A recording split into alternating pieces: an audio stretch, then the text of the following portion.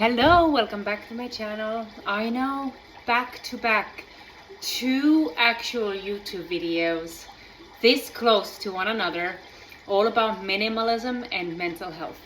And this one is my second video.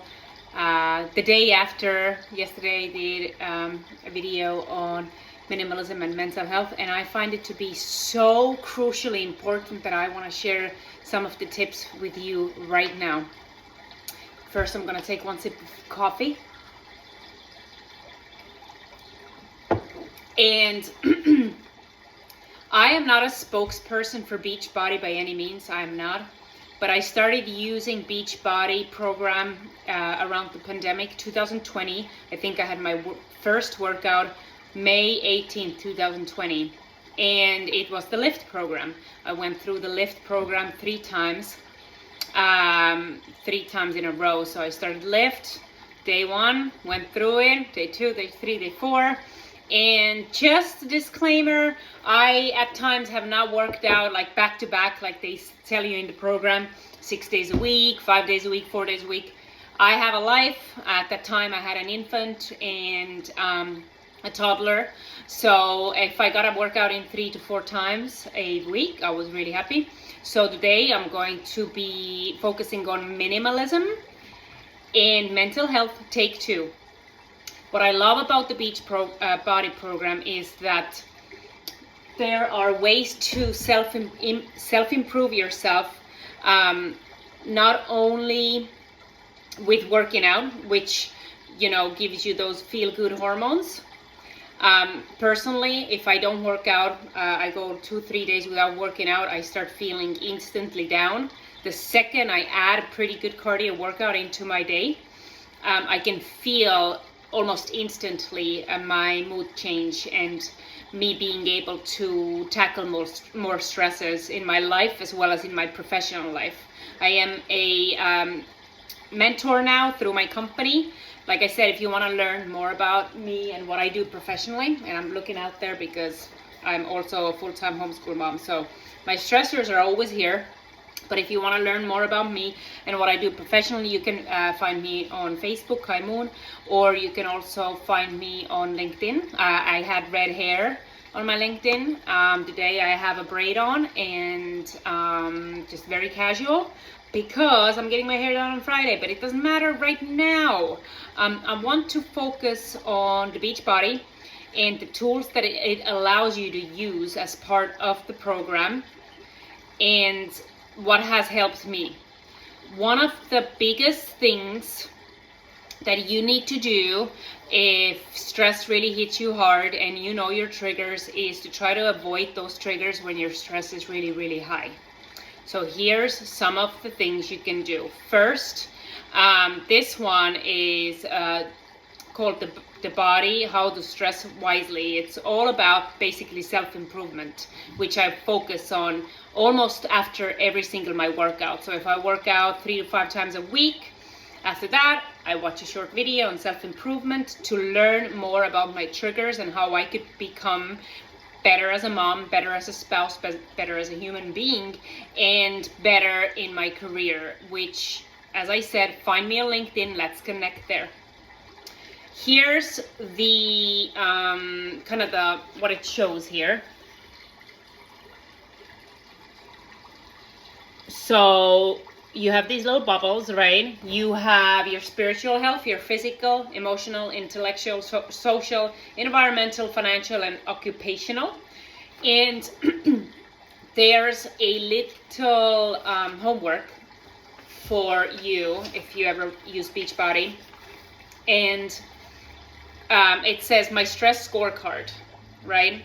Because we all have stressors, and when you look at my last video about mental health, I specifically spoke about the fact that now we have chaos in our fingertips, on our smartphones, iPhones, whatever you use, it's in our fingertips. So when chaos is hitting the world, we feel like we're in the midst of it, and it's on our shoulder, and we feel right in the midst of the chaos, and that adds to the anxiety that we're already feeling in our personal lives with trying to just get through our own stuff, and now we have the world stuff too.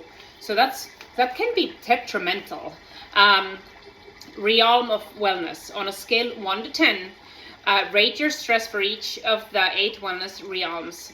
Beside each rating, note your ideal state in action to align with that goal. We have included an example for guidance. So you have this, then you have kind of a scorecard from 1 to 10 in the middle.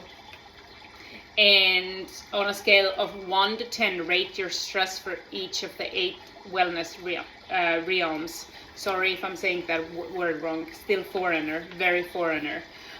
Physical score 1 to 10, and then this sample score is 5, and ideal state and action is written on this side, and it says the following: I want to have more energy and feel powerful as I move through my day.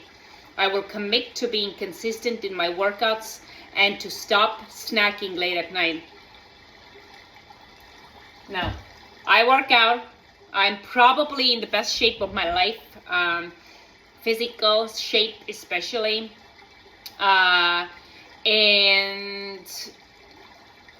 on a Friday and Saturday night, it's still an issue for sure for me and my husband to snack. Okay, we are kind of addicted to the jalapeno spicy chips that you can get from Costco, and it comes in a bag like this big.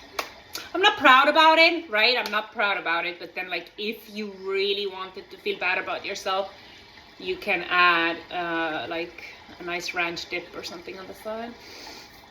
Total weakness. Total weakness. Chips are my weakness. I cannot help it. I love chips. But anyway, back to this. So this keeps you really focused on what you want to do. So the next one, when the physical, again, now it's your time to write the answer on here and give yourself a score from 1 to 10.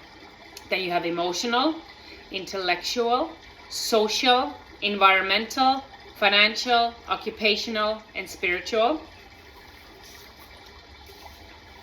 And now you have what's called part 2. It's still kind of the same thing. You can just write 1 or 2 sentences. And this is the example. Okay, so in the table below, write down the actions you know will help you and the ones that hinder you in times of stress. You know how bad people stress me out because they don't take responsibility for their own actions, but then try to put those actions on somebody else's shoulder with memories from 10, 15, 20, 25 years ago, blaming that thing that happened to them at that time on someone else for their current shitty behaviors. No, take responsibility. Emotion. When I feel angry, I will exercise or get outdoors. I don't do this, the following. I don't send emails or talk about it too soon. Those are the 2 samples. Okay, so another thing. When I feel sad, I will take 5 minutes of stillness or talk with a trusted loved one. I don't, aka I will not, revisit the past in destructive ways or hold thoughts that will last forever. That's a huge one with me personally. Regret. It can snuck up on you when you least expect it, especially when you've had too much caffeine, which I'm working on cutting down a little bit, but you know. The next one is when I feel angry, I will, there's no more sample here. When I feel angry, I will, okay, this works with me. This is me personally. I will go outside and rake the leaves. If it's this kind of season in Jersey, right now it's fall, and we basically live in the woods, so we get constant leaves. When I feel angry, I will rake the leaves. It literally makes me feel better. I'm outdoors, and to me it's meditative. Cleaning, to me, it's completely meditative. When I feel angry, I don't take it out on my husband or people I love. When I feel sad, I will put on upbeat music and dance with my children. I don't yell and scream at other people. When I feel anxious, I'm going back to the exercising. I will either exercise, go outside and rake the leaves, so those are two physical things I can do, or if it's really cold or I don't feel like it, I will utilize adult coloring books. I will spend time on one task, like coloring an adult book. When I feel anxious, I don't go into my emails and read posts on social media and add more anxiousness to my life. When I feel envious, I will focus on everything I've accomplished in my life when I feel envious. I immigrated to America. I have a beautiful family. I graduated Rutgers. I'm doing really well in my career. I'm a mentor through my company. Find me on LinkedIn. I will focus on what I've accomplished. I thought those were my children. That was actually ice. I don't compare my life to other people. When I feel just off, I will tell my husband, I feel off, I need a hug, I need you to come home if possible early. I will talk about it. I don't have a bunch of alcoholic beverages when I feel off. Don't add alcohol to stress. When I feel depleted, I will take a second to write down all the things I'm grateful for. I don't reach out to too many people at the time of depletion where I feel empty like a balloon. When I feel self-pity or regret, I will at times cry, really let out the poison. I don't blame it on other people. When I lack good feelings in general, I will reach out to people who really love me and ask for letters of recommendation. It feels like, it makes you feel like a winner. I don't add into the feelings of lack. Part two. So basically that's it. And with mental health and also stresses and minimalism, all the stuff, so they all go hand in hand. Overspending or overly doing it. I think my kids are in now, but I could get to finish my video. So mental well-being is one of the most important and overlooked things in our society today. Find me on LinkedIn professionally, and I got this done. So talk to you soon. Bye.